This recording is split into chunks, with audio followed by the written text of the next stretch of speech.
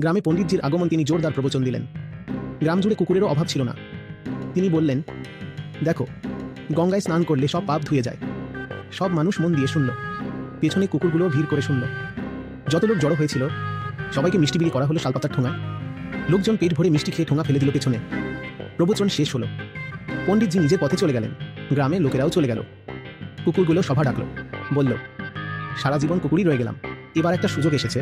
পণ্ডিত তো বলে গেলেন, কাশীর গঙ্গায় স্নান করলে মুক্তি মিলবে, চলো চলেই যাই।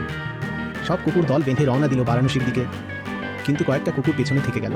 যারা যাচ্ছিল তারা ফিরে তাকিয়ে রাগে বলল, তোমরা তাহলে নরকের কষ্ট ভোগ করবে, কুকুরই থেকে যাবে। পেছনের কুকুরগুলো কি বলল জানো?